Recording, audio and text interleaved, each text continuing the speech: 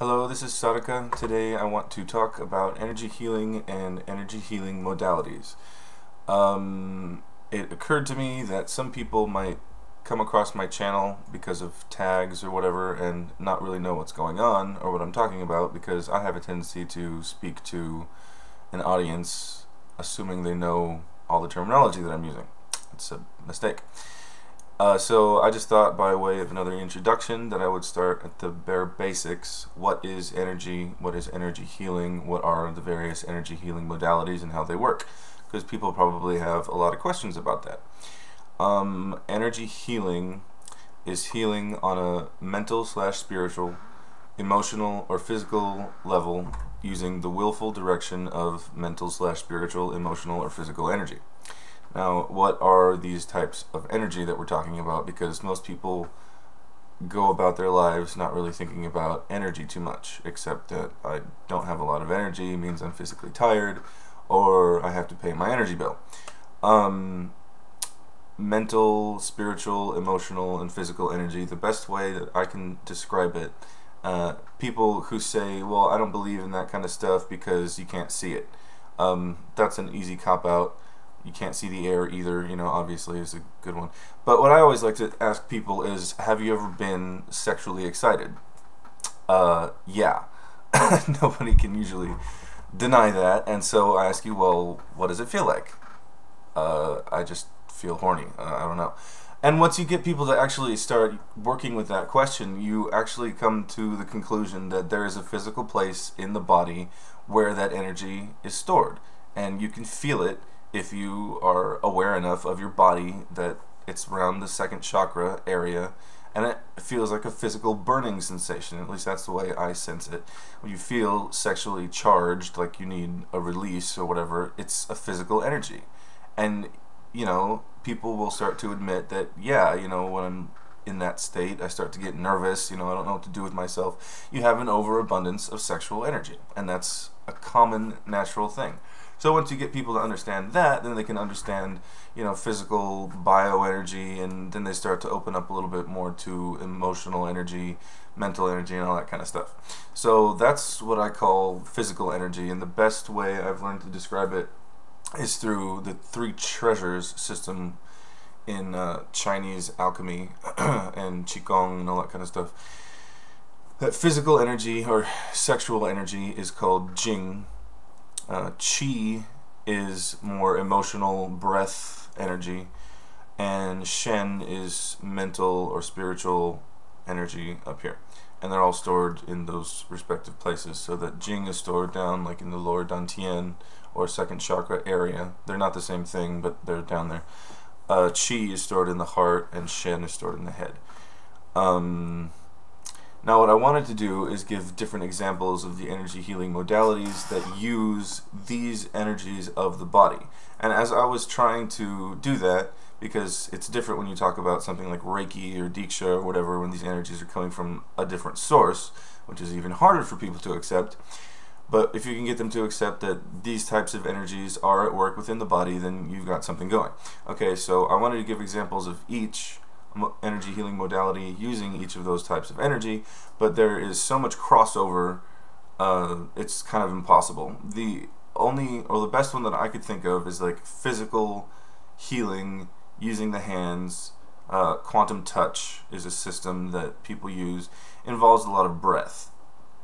I was first going to say that that's a system that uses the physical energy, but it's really not true, because it uses so much breath that it's more Qi energy, and you're using the breath to push this energy into people, but it is a very physical feeling type of thing. It doesn't have a big spiritual tint to it. Now the emotional type of healing, which again would be Qi, but it really has to do with the healer's tendency, healers plural apostrophe, their tendency to think positive thoughts and have good feelings during an energy healing session. That's what really taps into that emotional healing energy. I don't think there's one system. Well, there might be a system out there that's just like, oh, send love, send love, send love, and you probably have a lot of success that way, because emotional energy is people are very sensitive to it, and chi is kind of right in between. So where people might be resistant to your physical types of energy, people might be unable to sense the higher spiritual energies. Chi they can usually deal with because it just feels like heat, and it's a good, positive, warm feeling, and it's emotionally connective and healthy.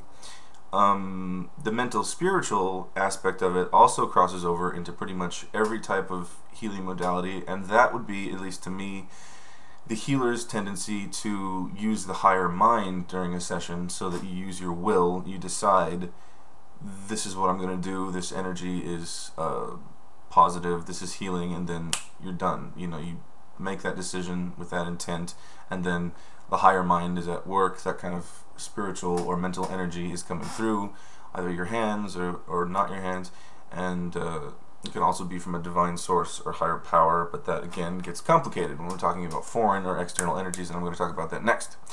Another thing I did want to say, for those of you who aren't familiar with this type of thing, energy healing can be done remotely, so it can be all hands-off intent, or long distance. Now, that's difficult for a lot of people to accept, but it works and it's true. It can also be in the presence of the individual, but hands-off. More commonly these days, people are using hands-on healing like Reiki, and so they will actually physically touch the person. A lot of people aren't comfortable with that, and so also oftentimes we do it at a distance. But you don't need to use your hands. It can be all from here, or from the physical body, using physical energy remotely, and you can connect with somebody that way and heal them that way.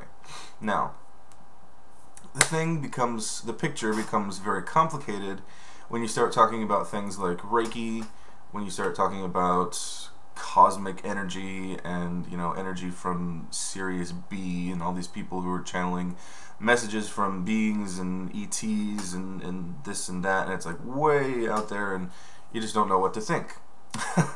I don't even know what to think, and I'm talking about it. Reiki is interesting. Reiki came about, you know, a while ago from Usui Sensei, was the person who discovered it or whatever, and everybody was so excited about it because it was, here is a system where you don't have to use the physical energy of the body. You don't have to use the breath to direct the chi or emotional energy of the body. You don't have to use the higher intellect to activate and direct mental/spiritual energy of the body, which are all physical energies within the body. You can use what they didn't call it Reiki, of course, at first, but you know, that was just a term that was applied later by Westerners mostly. You had an energy source outside of yourself that was healing and divine, and yeah. So people were excited about that because now you could heal without being physically depleted or attaching yourself to the problems that the person had. So like if you're doing a healing session, you know, this energy is coming through you, going to the other person, oftentimes it comes back, you start to feel emotionally drained, mentally drained, physically drained, or whatever. So people were excited about Reiki. Now there's of course all kinds of other systems where people are opening up to this type of healing, that type of healing, and where does the energy come from? Well, it's my particular belief that all of this stuff is the same thing anyway. Whether it's coming from inside of you or coming from outside of you, if you can accept one, you should be able to accept the other. There is energy from the sun. We can't really see it. You can see on a sunny day a lot of things, and if you look at the sun, yeah, it's really bright, but the energy coming off of the sun, all of this stuff that, you know, plants get food from, that we actually need to survive, you can't really see, you know, but it's out there and it's coming from somewhere. It's coming from the sun. Things like Reiki, I'm not exactly sure where they come from. They could come from inside yourself if you wanted to. They could come from outside yourself if that's the way you believe. But it's my personal belief that all of these energies, or whatever you want to call them, are from basically the same divine source anyway. We wouldn't have these physical, bio, emotional, mental, spiritual energies in our bodies if they didn't originate somewhere else to begin with. So So that's basically it, my little rundown of energy healing modalities and where energy comes from or where it doesn't come from. I hope it helped illuminate you in some regard. Thank you very much.